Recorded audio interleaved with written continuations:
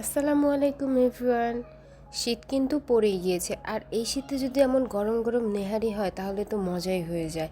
So আমি এখানে নেহারি বানানোর জন্য দু রকমের ডাল নিয়ে নিলাম। টমেটো, কাঁচামরিচ এবং পরিমাণ মতো পানি দিয়ে আমি ডালগুলোকে সিদ্ধ করে নিলাম।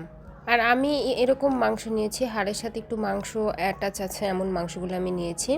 তো এগুলো আমি সিদ্ধ করে নিচ্ছি এবং অপর দিকে আমি একটু পেঁয়াজ ভেজে নিলাম। তারপর পেঁয়াজগুলো উঠিয়ে রেখে আমি তেলে আদা রসুন বাটা দিয়ে দিলাম এবং এখানে হলুদের গুঁড়া, মরিচের গুঁড়ো, ধনিয়ার গুঁড়ো, কয়েক ধরনের মশলা ফাঁকি করে সেগুলোকে গুঁড়ো করে একসাথে মিক্সড করে আমি একটা সিক্রেট মশলা তৈরি করি, সেটাও এখানে দিয়ে দিলাম। তারপর এটাকে ভালোভাবে কষাবো। কষানো শেষ হলে আমার যে সিদ্ধ করা ডালগুলো আছে সেগুলো আমি এখানে ঢেলে দিলাম। তারপরে এটাকে ভালো করে বলক আনাবো নাড়তে নাড়তে। ও হ্যাঁ, আমি কিন্তু পরিমাণ মতো লবণও দিয়েছি। আর অপরদিকে আমি যে মাংসগুলোকে হাড়গুলোকে সিদ্ধ করেছি এবং হাড়ের সাথে একটু মাংস রেখেছি যেন খেতে মজা লাগে। এই পরিমাণে সফট হয়েছে মাংসটা, জাস্ট মুখে দিলেই মেল্ট হয়ে যাবে। আর অপরদিকে কিন্তু আমার ডালের গ্রেভিটাও হয়ে গেছে। এখন আমি এই হাড়গুলোকে ডালের সাথে অ্যাড করে দেবো। এটা কিন্তু নেহারিও বলা যায়, হালিমও বলা যায়, কিন্তু আবার দুইটাই বলা যায় না।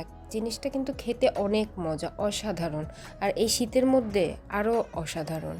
এবং একদম শেষ পর্যায়ে ভেজে রাখা পেঁয়াজ, ধনিয়া পাতা আর জিরা গুঁড়ো দিয়ে ভালো করে মিক্সড করে নিচ্ছি। একবার হলেও বাসায় এটা ট্রাই করবেন এবং আমাকে কমেন্ট সেকশনে জানাবেন। বিলিভ মি গাইস, অনেক বেশি ইয়াম্মি এটা খেতে। রুটি, পরোটা অথবা লুচি দিয়ে আপনারা এটা খেতে পারেন। সো আজকের জন্য এতটুকুই। আবার দেখা হবে নেক্সট কোনো ভিডিওতে। আল্লাহ হাফেজ।